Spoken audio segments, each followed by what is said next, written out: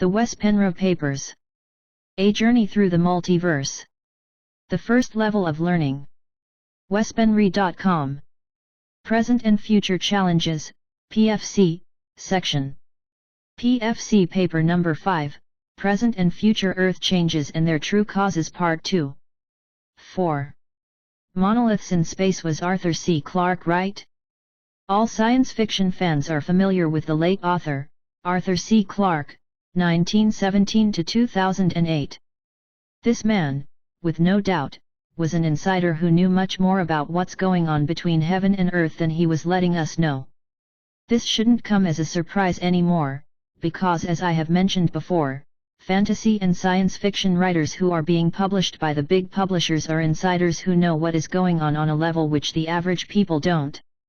They are initiated in secret societies, sometimes disguised as science fiction clubs or whatnot, where they learn what they need to know to be able to write about it in fiction form. Jules Verne and H.G. Wells are just two perfect examples of this. Why is this so? Because the powers that be, PTB, want to prepare the world for upcoming events, staged or real, to avoid mass panic, and in some instances, to do the opposite to bring about mass panic. In a latter scenario, the PTB would instigate a catastrophe, or perhaps an alien invasion, creating mass panic, problem. Then people would scream for help and ask the government to solve the problem, reaction. The government would then present a solution that serves them and not the people, solution. So the PTB present a solution to a problem they themselves instigated. This formula, called problem-reaction-solution, is as old as the Anunnaki and probably older. It's been used by the controllers of the world since the beginning of time. 4.1 2001 A Space Odyssey. All of us remember the masterpiece 2001 A Space Odyssey, the movie made by Stanley Kubrick in 1968. It was based on a novel with the same name, written by Arthur C. Clarke. The movie, which follows the novel quite closely, Clarke and Kubrick worked together on both projects, starts out with an alien race coming down to Earth, ancient Africa, in spaceships, 4 million years ago, placing a huge, black monolith on Earth to the astonishment of early cavemen. This monolith speeds up the intelligence and evolution of these early cavemen as shown in the movie when the cavemen all of a sudden started using tools. Then the movie makes a leap into the future, 1999, where an identical monolith as the one found by the ape men is found, deliberately buried on the moon in an inconceivably distant past. 1.5 years later, a space expedition is heading for Jupiter, where they find a third monolith in orbit around the largest planet in the solar system. When approaching it, the pod is drawn into a tunnel and moves with incredible speed through space and time to land in what could possibly be described as another dimension, where the main characters' past, present and future exist simultaneously. This is the extremely condensed storyline, but it's a very interesting one, because the basic of it is true. When the book and film came out in 1968, it was presented as pure sci-fi, of course, but in all science fiction that makes the bookstores or Hollywood has truth in it. I mentioned above how successful writers often have access to occult knowledge, and of course, Stanley Kubrick, as a filmmaker, was not exactly ignorant in this respect. It certainly looks as if the two were trying to prepare us for future events. Clarke, however, was the one with the deepest knowledge, I'm sure. In fact, the 2001 novel is based on earlier work by the same author, released already back in 1948 and 1953. In 1948, Clarke released a short story called The Sentinel, and 5 years later, he wrote Encounter in the Dawn. These two short stories then became the base for creating the bigger epos, consisting of 4 sequential novels by Clarke, 2001 A Space Odyssey, 1968, 2010 Odyssey 2, 1982, 2061 Odyssey 3, 1987, and 3001 The Final Odyssey, 1997. All 4 novels circle around the existence of these monoliths, left behind by an advanced alien race who was traveling around the universe trying to find worlds where intelligent life had evolved, or just begun to evolve. Due to that, they had found out that intelligent life was pretty rare in the universe. They selected worlds with potentials and left monoliths behind, which would speed up evolution, another version of saying that creator gods are interacting with the evolvement on different planets throughout the universe. Eventually, this alien race evolved into non-corporeal, energy-based life form, but left the monoliths behind. Although the monoliths in this story has a different purpose than the real ones, as we shall see, it's a comparison interesting enough to make. Now I am going to show how science fiction becomes reality, backed up by university photos and statements by former astronaut Buzz Aldrin. Finally, we are going to take a look at what these monoliths really are.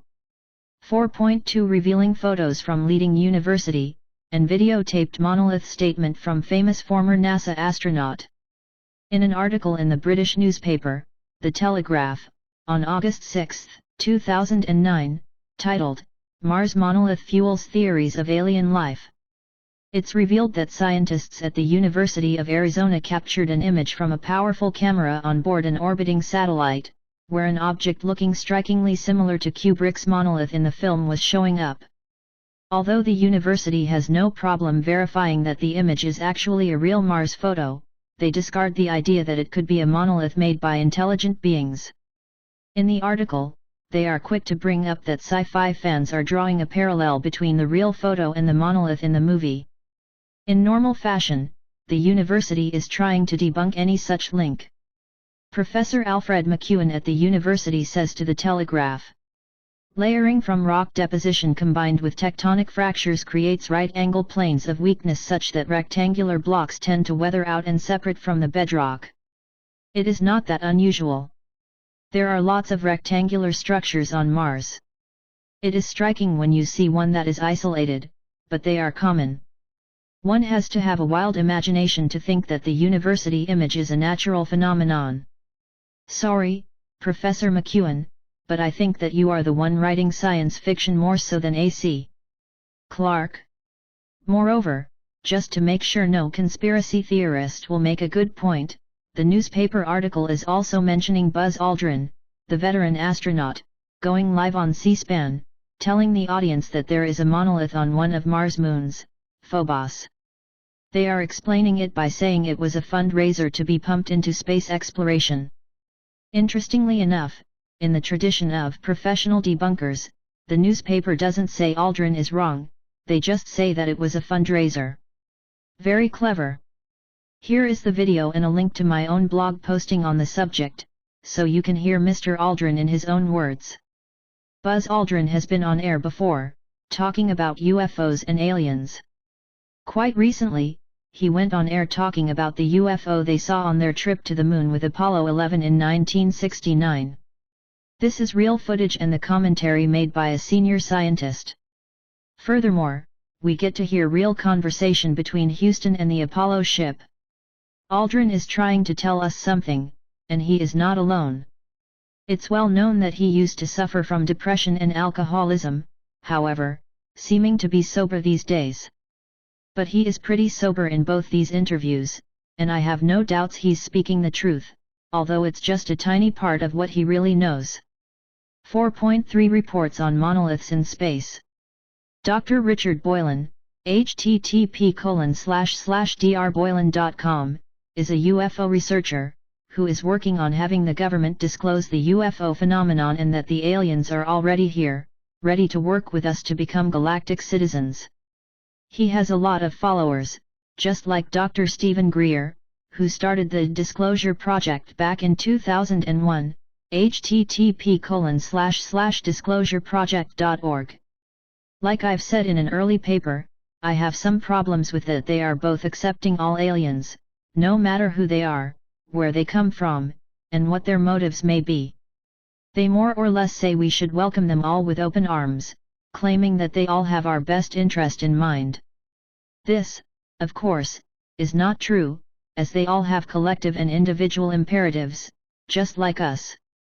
However, if the collective imperatives are counter-survival in comparison to our own, we have a problem. As I have documented in my papers, there are aliens out there of all kinds. We can't just bluntly accept everything they are saying. Aside from that, Dr. Boylan posted an article which caught my interest. Here he is talking about an anonymous informant from the NSA, who reports to Dr. Boylan that the Apollo X crew saw a monolith in space. A second informant, Dr. Michael Wolff of the National Security Council, confirms the first source, according to Boylan. He further says that this is not a leak, but based on planned releases of information. Stafford, Cernan, and Young, the three astronauts of the Apollo X crew, apparently saw a monolith, similar to, but smaller than the one in the 2001 movie. Still, they were not the first humans in space spotting these monoliths. Cosmonaut Yuri Gagarin saw the same thing, says Boylan, back in 1961. The same year, astronaut Alan Shepard saw the exact same thing as well when he was sent up, shortly after Gagarin. Apollo 10, years later, filmed it from every angle. Apparently, it acted like a communication device, with a message imprinted on it, revealing which alien races put it there. Interestingly enough, Boylan tells us that the monolith was brought down to Earth in 1972 to be studied in detail. Michael Wolff is elaborating on this by telling us that this monolith emitted both sound and light, like if it was really communicating. Supposedly, Dr. Carl Sagan was working on this project as well. Everyone who was subjected to the monolith over a long period of time developed cancer. This killed both Dr. Wolff and Dr. Sagan, eventually. Boylan's first information thinks there are more monoliths like this out there in space, acting like postcards. However, as we shall see, they are not postcards, but something entirely different. 4.4 What the off-planet monoliths really are. In the beginning of 2011, members of LPGC, including Dr. A.R. Borden, went to the annual Link meeting at a non-disclosed location to meet with aliens from a number of different planets to discuss the problem we as human species are facing, as well as to function as observer members, taking part of what other off-worldly groups, not being parts of any governmental, GovOrg, bodies, are facing. To read more in detail about this group and the basics on how it works, see Drive. A.R. Borden's essay, The Link, beginning of Chapter 6. This meeting lasted for 9 days, and I have taken part of the full report from this particular gathering. Although most of it will be revealed in public when time is right, I can give out a few bits and pieces, and about the monoliths in general. The report I've seen is very detailed, showing exactly who was in the meeting, and from which star system they come. It even tells you what they look like. The monoliths are placed in space by alien species to stabilize the orbits of planetary bodies. These items, as Dr. Borden describes in his report, are located along the pathways of all major astronomical objects up to the seventh planet, which would be Uranus. There are also nodes along all gravitational boundaries between astronomical objects to further strengthen the gravitational field. This setup worked quite well during the last passage of Nibiru, 3,532 years ago. Dr. Borden goes on in the report with more scientific details about how this all works on a physics level. Due to that, this report is in circulation amongst other scientists, who did not attend the meeting. I am not a scientist myself, and can't understand all of the jargon, but the concept is pretty clear. The monoliths in space, on Phobos and other planets, are put there as gravitational stabilizers. If this hadn't been done in a distant past, life on this planet would most probably have been extinct by now, or back to a very primitive level because of incoming objects like planets, comets, and asteroids clashing with Earth once and again. Aliens in general normally don't interfere with our progress and experiences here on Earth, but they are protective of the living library, the great experiment. Therefore, it's important to them that we don't get extinct due to processes we have no, or little control over. Also, it's to protect Nibiru and its satellites during the crossing.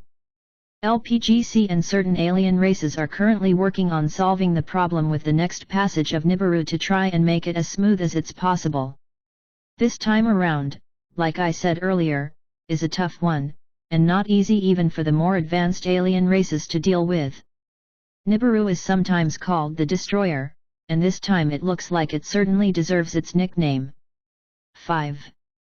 The year 2012 and the wave of the supernova. The last big challenge we have is closer in time and has everything to do with 2012 and the Mayan calendar. It appears that we are facing the end times, the end of the world as we know it. We are talking about November-December 2012. It will not be the end, like in the destruction of mankind and planet Earth, but it seems like we are facing the death of an old world and the rebirth of a new. In the link meeting with the plenum, all alien members and observers, another most important issue was brought up. Dr. Boylan, in his report, named this section, Episodic Presence of the Itinerant Gravitational Wave Front Passing Through the Solar System in Approximately 22 Months. 22 months, counting from January 2011 will be around November-December of 2012. According to what members of the plenum told the LPGC members, a wave of a supernova is going to hit the solar system around this time. This is something they have discovered, but it is not clear yet which star it's related to, or how many light years away. This gravity wave is not electromagnetic in nature, and depends upon dark energy for its sustenance and involves time in a most unexpected way. This, again, is quite scientific and requires an understanding of how space/time and time/space works, matter and antimatter. Excluding most of the scientific language here in this paper, a summary of the report would be that the wave front in itself will perhaps not affect us to any major extent, but the aftermath might. The report says that we, at a minimum, would feel like we are reliving moments before the passage as though it never happened before, but we would experience them as a déjà vu. At maximum, and I quote, the passage may literally induce a sufficiently severe wake such that our medium is momentarily cloaked, as in gone off phase, from the rest of our local solar system space/time ratio. Internally, this would be much like the day of the Lord wherein/when in time stops completely, such that the Earth/solar system would seem to go through a tunnel and come out at the other end, hopefully on the same timeline as when it entered the wake. Apparently, this kind of phenomenon, according to more advanced civilization 3 members, is not too uncommon, which makes sense, if all supernovae send out a wave front in all directions. With only space, and no significant objects to stop its progress, it may only gradually lose its intensity, if at all. If this is true, and only my own speculations, many other solar systems will be, and have been already affected as well. So in this case, just like with the passing of Nibiru, it's uncertain exactly what will happen, but it's interesting to compare this information with both the RA material, Royal/Priest in their Prism of Lyra, and the teachings of Barbara Marciniak's Pleiadians. The RA material talk about the harvest, where certain members of humanity who have reached a specific vibration will be harvested into the 4th density together with Earth, while those who have not reached that point in their evolvement will reincarnate on another 3rd density planet and work themselves through another cycle, until it's time for a new harvest. Reading the material with the supernova in mind should be quite interesting. The Pleiadians are even more so. In their lecture, Moon Musings number 55, September 11, 2010, CD number 2, they are talking about the wave of the supernova, in quite an encoded, many-faceted language, referring to the same time period as Dr. Boylan and his ET friends describe. The Pleiadians refer to it as a part of the enlightening wave coming in and hitting us both from the Sun and the galactic center at the end of the nanosecond, 1987 to 2012. The effects of this wave will be, that those who are ready for it and have done their homework, meaning educating themselves, raised their vibrations and had their chakras opened and DNA at least partly reactivated, will find themselves in a far better situation than ever before, while others, who are living in ignorance and oblivion, may have a very hard time, because time as we know it is speeding up exponentially right now, and if we don't have our ducks in a row, our issues or karma will hit us in the face much more severely than normal. So, is this true? I would say it is, because I can see this happening all around me, and it happens to me as well. The issues we have put aside and don't want to deal with will pop up right in front of our faces with full force until we confront them and deal with them.